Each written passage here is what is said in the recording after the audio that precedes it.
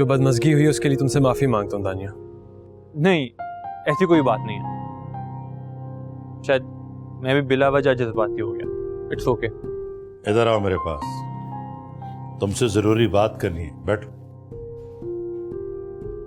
बैठो।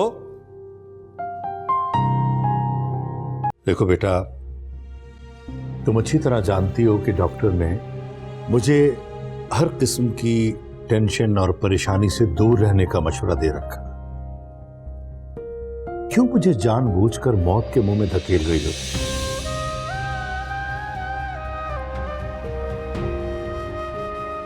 नहीं डैडी,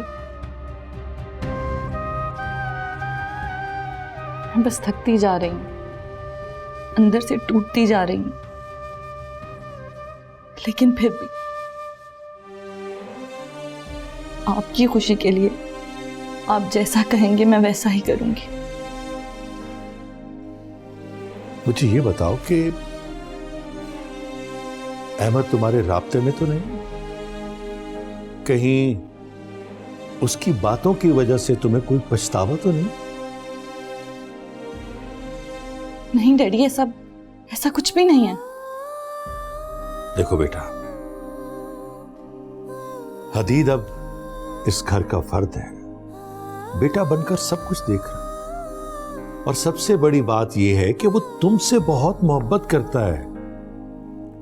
तुम्हारी बदतमीजियां बहुत हौसले के साथ बर्दाश्त कर रहा है। और तुमसे इतना कहना है मैंने कि अपने रवैये पर गौर करो बेटा, प्लीज, और अपने ससुराल जाओ।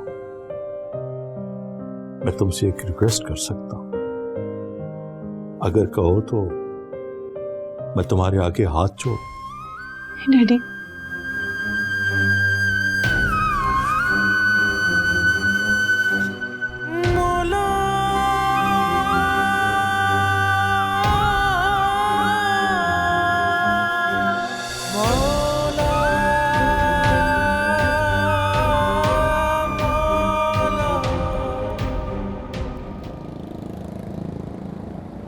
वाह दानिया, तुम्हारा कमरा कितना प्यारा लग रहा है। तुम यकीन नहीं करोगी, अशर ने ये पूरा खुद डेकोरेट किया है।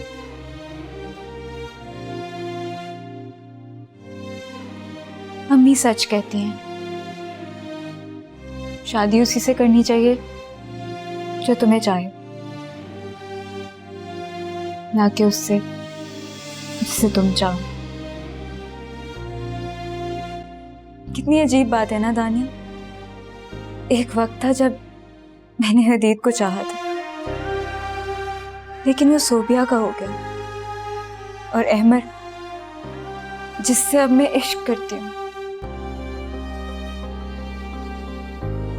वो मेरा होते हुए भी सोबिया का ही है।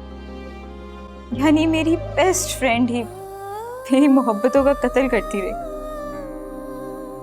आशी, मेरी बात सुनो, तुम अच्छी तरह से जानती हो जितनी शिद्दत से वो सोबिया से मोहब्बत करता था, और उसने तुमसे शादी अपने जख्मों पर मरहम रखने के लिए की है। तुम इस चीज को जितनी जल्दी हो सकता है एक्सेप्ट कर लो, फिर तुम्हारा दिल भी नहीं टूटेगा। यही तो मेरी जिंदगी की सबसे बड़ी गलती थी दानिया। मैं नहीं जानती थी कि अहमद की मोहब्बत ही दीवानगी बन जाएगी। काश मैंने अब्बू के दोस्त के बेटे से शादी कर ली होती, उसे इनकार ना किया होता। तुम इतनी जल्दी क्यों रिग्रेट कर रही हो? वक्त के साथ साथ अहमद तुम्हारे वजूद और तुम्हारी मोहब्बत का आदी हो जाएगा। तुम देख लेना आशी।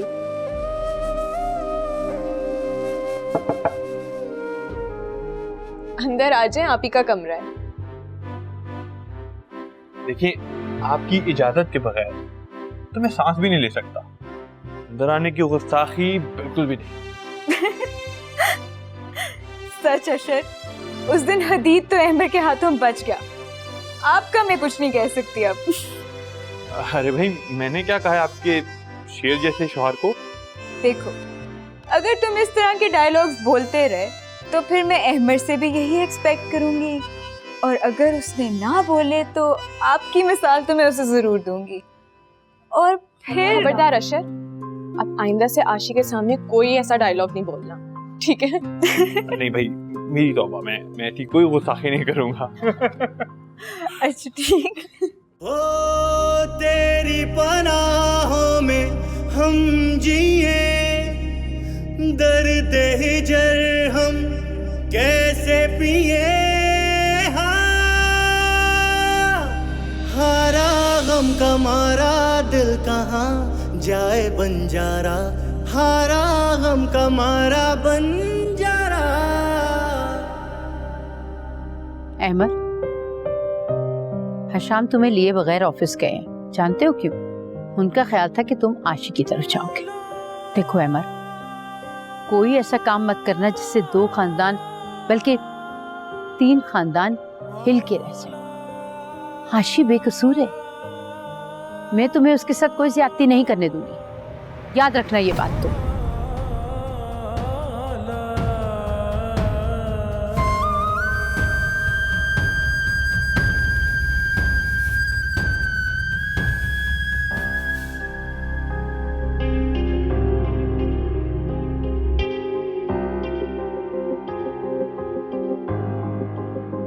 भूल जा ऐ दिल, भूल जा।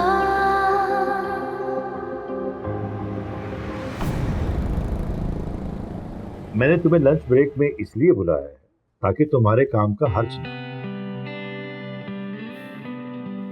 अंकल, आपको मुझसे जब भी कोई काम हो बस मुझे बता दिया करें, और ये कतई पूछने की जरूरत नहीं है कि मैं बिजी हूं या फ्री। आज तो मैंने तुम्हें इसलिए बुलाया है कि जो आइडिया तुमने दिया था ना, वो मेरे दिल को लगा। वाकई मुझे महसूस हो रहा है कि कोई है जो सोबिया का ब्रेन वॉश कर रहा है, तुम्हें उससे दूर कर रहा है, और वो चाहता है, ऐसी साजिश कर रहा है कि हम लोग खुश न रह सके। जी अंकल, अब मेरा पूरा शक अहमद पर जा रहा है। ठीक कह रहे हो। मैं आज से ही तुम्हारे आईटी पे काम करना शुरू कर दूंगा।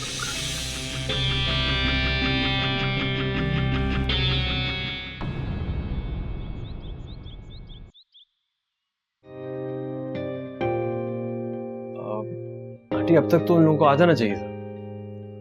भाई तुम लोगों ने याद किया और हम आ गए।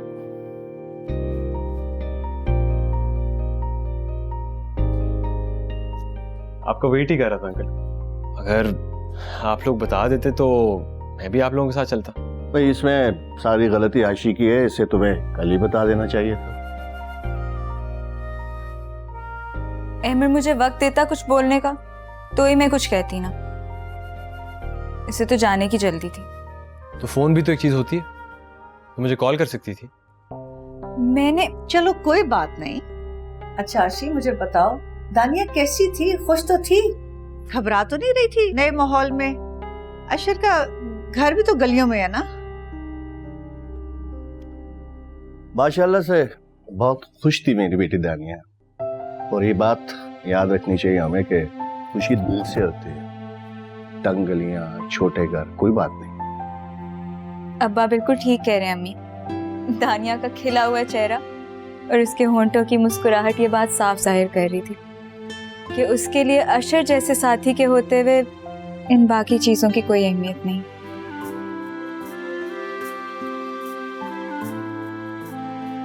आशी, तुम ये बताओ तुम्हारा प्लान क्या है? और देर रुकोगी या साथ चलोगी?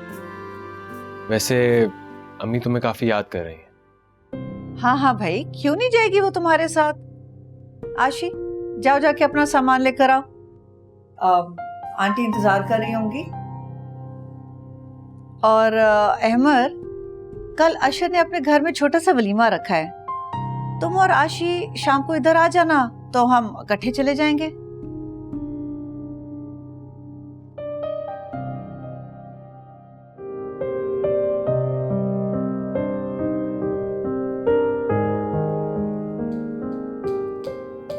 सोबिया, ये क्या हो गया? आराम से प्लेट में निकाल के खाओ ना। मम्मी मेरा दिमाग खराब हो चुका है। उस घटिया इंसान ने डैडी का ब्रेन वॉश कर दिया है। अच्छा चलो मेरे साथ कमरे में चलो, आराम से बैठ के बात करते हैं। मम्मी आप समझ क्यों नहीं रही हैं? मैं उसे जितना टॉर्चर कर सकती थी मैंने किया। दिमागी तौर पर मफलूज कर दिया है मैंने उसे। अब कुछ बाकी रह गया है ना तो सिर्फ उसकी मौत है। सोबिया, इतना जज्बाती होने की जरूरत नहीं है। आज सुल्तान ऑफिस से आ जाए ना, मैं उनसे 2 टोक बात करूंगी। उनकी खुशी की खातिर मैं तुम्हारी जिंदगी बर्बाद तो नहीं कर सकती बेटा।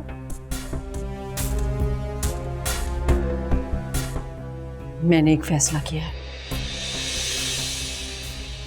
कैसा फैसला मम्मी? अमर, छोटा सा वलीमा है, तुम जरा सी देर के लिए आ जाना, वरना दानिया का शोर और उसके नंद भला क्या सोचेंगे।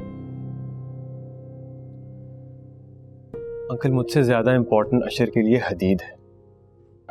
वो उसे वहां जरूर बुलाएगा और मुझसे वो इंसान कतई बर्दाश्त नहीं।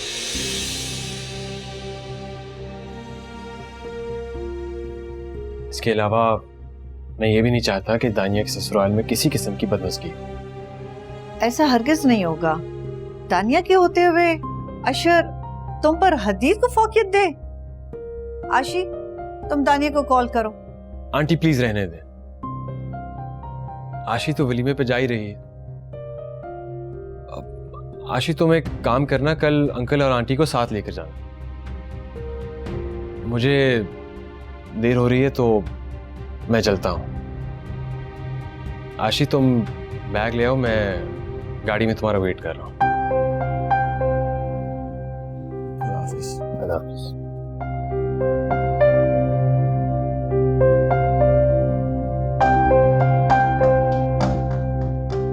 तुम इस मामले को इतना लाइट ले रही हो आशी? घर जाकर फौरन दानिया को कॉल करना। जी अबू, मैं घर जाके कॉल करूंगी उसको। आपको अहमर का रवैया कुछ अजीब नहीं लगा?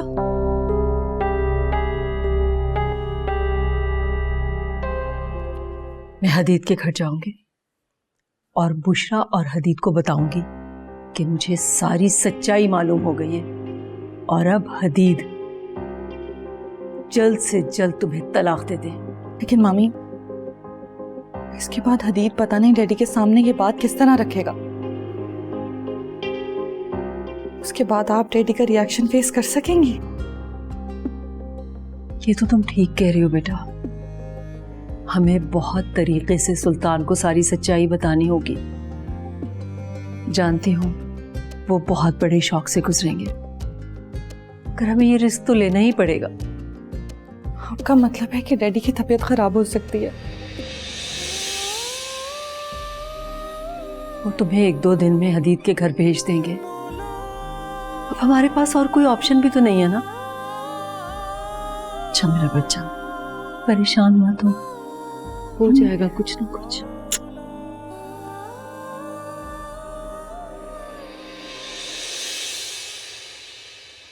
ये समोसे कौन लाए? ये चाय की प्याली इतनी कौन भरता है?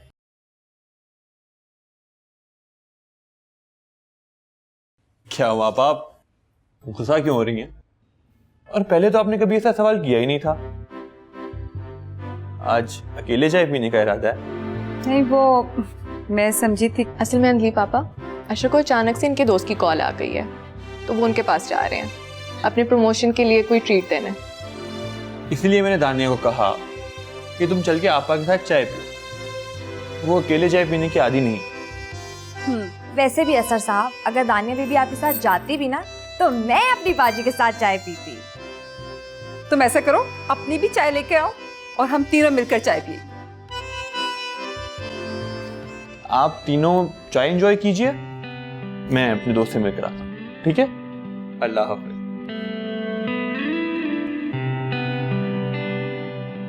यार मरहूब, तुम्हारा बहुत बहुत शुक्रिया। तुमने तो मेरा मसला हल कर दिया। मैं अभी अपने दामाद को खुशखबरी सुनाता हूँ। यकीन करें, मसला तो आपने भी मेरा हल कर दिया। काफ़ी दिनों से मैं परेशान था कि कोई ऐसा जनरल मैनेजर मुझे मिल जाए जो मेहनती भी हो और ईमानदार भी हो और मेरे शारजा वाले प्रोजेक्ट पर पूरी जिम्मेदारी से और ईमानदारी से काम करे। देखो, अल्लाह पाक ने हम दोनों का काम आसान कर दिया। तो ठीक है, फिर जल्दी से अपने दामाद से मेरी मीटिंग फिक्स करवा दीजिए ताकि शारजा वाले प्रोजेक्ट को डिटेल से डिस्कस कर लिया जाए। तो मैं आज ही अपने दामाद से बात कर लेता हूँ, दिन और वक्त तय कर लेंगे। बिल्कुल सही है। खाना खाए बगैर नहीं जाने दूंगा मैं। आशी, मुझे तो समझ में नहीं आ रहा कि अशर से ये बात मैं कैसे करूं। इनफैक्ट कल ही मैंने उनको मना किया था कि इस टॉपिक पे हम कोई बात नहीं करेंगे।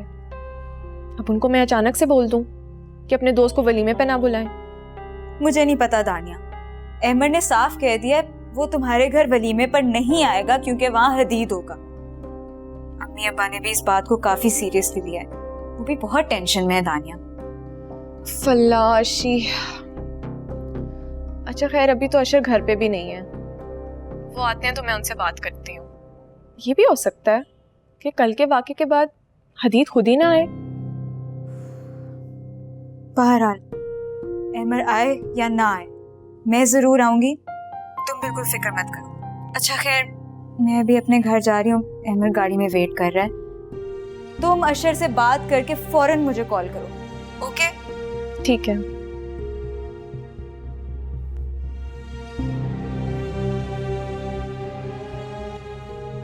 ओके, अल्लाह हाफिज़ अम्मी। खुदा हाफिज़ बच्चा। तानिया से मेरी बात हो गई है, वो अशर से बात करके मुझे कॉल कर देगी।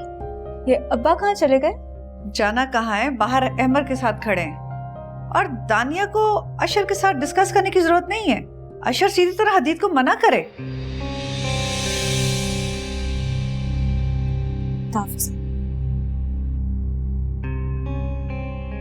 सोबिया, कहाँ जा रही हो? कम से कम मुझे बता के तो जाओ। मम्मी हम लोग आइसक्रीम खाने जा रही हैं। वो आइसक्रीम पार्लर में बैठ के मजे की आइसक्रीम खाएंगे।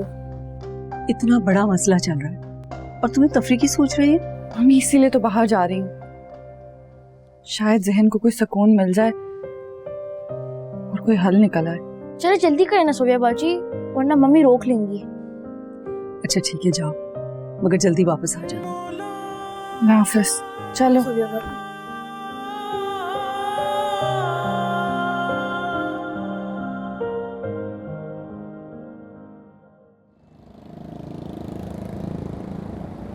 प्लीज हदीद का जिक्र ना करो तो बेहतर। अहमद, मेरी बहन की शादी है, उसका वलीमा है। क्या ये चीजें तुम्हारे लिए कोई अहमियत नहीं रखती? बिल्कुल बेमायनी है। Chocolate vanilla. Chocolate. Thanks Sobia ji. देखो आशी, अब तो मूड अच्छा कर लो, आइसक्रीम खिलाने लाए हूँ तुम्हें।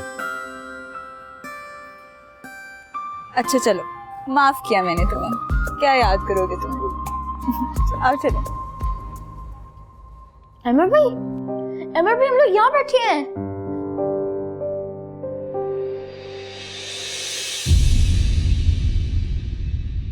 भूल जा ए दिल। आशी तुम यहाँ बैठो, मैं आइसक्रीम लेकर आता हूँ। जा रही हूँ मैं, बैठो तुम यहाँ। अहमर की तो शादी हो चुकी, लेकिन वो अभी भी वो सोबिया और मेरी जिंदगी बर्बाद करने पर तुला है। अपना इंतकाम पूरा करना चाह रहा है और आप लोगों को पूरे खानदान में जलील करना चाह रहा है। अशर से कैसे कहूंगी कि वो अपने भाई जैसे दोस्त को वलीमे में नहीं बुलाए, क्योंकि फिर मेरा बहनोई आने से इनकार कर देगा। भूल जा